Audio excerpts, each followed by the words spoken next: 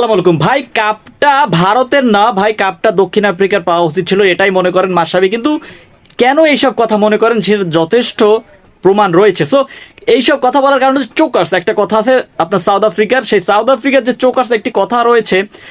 কেন? কারণ সেমিফাইনাল ফাইনালে সাউথ আফ্রিকা এখন জিতে নাই, ইভেন বড় বড় কোনো আসর সাউথ আফ্রিকা এখন পর্যন্ত জিতে নাই।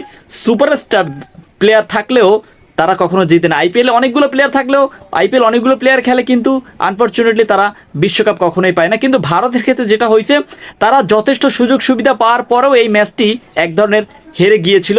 28 বলে 27 রান এরকম একটা ইকুয়েশন তৈরি হয়েছিল, কিন্তু আনফরচুনেটলি তারা বুমরা, যিনি কিনা বুমরার কারণে এক কথায় বুমরা একাই ম্যাচটি নিয়ে গেছে দক্ষিণ আফ্রিকার হাত থেকে। কিন্তু লাস্টের যে আপনার আউটটি হয়েছিলেন, লাস্টের 6 বলে 16 রান লাগতো, এরকম এইসব সিচুয়েশনে যে আপনার মিলার আউট হয়ে গিয়েছিলেন, তখন একটা ভার্চুয়াল একটা সমস্যা রয়ে গেছে। কারণ ওই বাউন্ডারি লাইনে একটা সমস্যা, সেটা সবসময় দেখা দেয়। এবং ভারতের ম্যাচ হবে এবং কোনো সমালোচনা হবে না, সেটা তো আর হতে পারে না। সো কাপটা কেন দক্ষিণ আফ্রিকাকে দেওয়া উচিত? কাপটা এই কারণেই দেওয়া উচিত কারণ তারা অনেক স্ট্রাগল এবং প্রত্যেকটা ম্যাচ জিতে আসছে, এবং প্রত্যেকটা ম্যাচ জিতে আসছে, তো সেটা তো ভালো কথা। কিন্তু যেভাবে জিতে আসছে তারাও এইরকম ম্যাচগুলো কিন্তু জিতে আসছে। কারণ ধরেন নেপালের বিপক্ষে দক্ষিণ আফ্রিকা যে ম্যাচটি জিতে এসেছিল, সেই ম্যাচটি দেখেন, একটাবার চিন্তা করেন, সেখানে কিনা টাই হয়েছিল।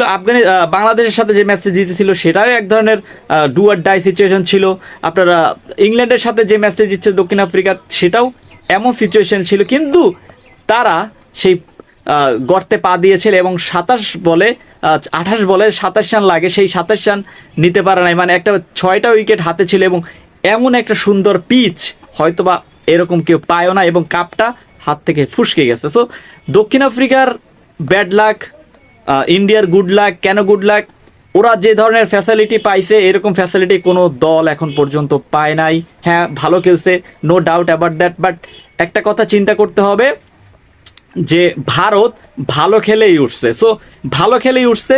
রোহিত বলেন, আমি একটা কথা জিনিস বিশ্বাস করি, রোহিত শর্মা এবং বিরাট কোহলি দুইজনই অবসর নিয়ে নিয়েছে, এবং ভারতের জন্য এটা কতটা ইন ফিউচারে সমস্যা দেখা দিবে, যেটা জাস্ট একটু দেখার বিষয়। হ্যাঁ, আপনি বলতে পারেন যে ভারতের প্লেয়ারের অভাব নাই, কিন্তু ভাই কোয়ালিটি প্লেয়ারের অভাব আছে। আপনি একটা অন্য দেশে গিয়ে ক্রিকেট খেলেন না, আপনি জয়সওয়ালকে নামাই দেন আরেক দেশে, জয়সওয়াল বলেন, রিঙ্কু সিং বলেন, ইভেন আপনার স্যামসন বলেন, যারা আপকামিং কোয়ালিটি প্লেয়ার আছে, শুভমান গিল বলেন, তারা ভাই দেশের মাটিতেই ভালো খেলে। বিদেশের মাটিতে এখন পর্যন্ত রোহিত শর্মা, বিরাট কোহলি, উইদাউট তারা ছাড়া আসলে কেউই ভালো খেলে না। সো টি-20তে ভারত একটা সমস্যার মধ্যে পড়বে, সেটা জাস্ট দেখে রাখেন। হ্যাঁ, নিজেদের মাটিতে তারা সেরা, নো ডাউট, কিন্তু বিদেশের মাটিতে তাদেরকে অনেক স্ট্রাগল করতে হবে, জাস্ট লিখে রাখেন। আপনি কি আমার কথা একমত কিনা প্লিজ কমেন্ট করে জানাই দেন প্লিজ।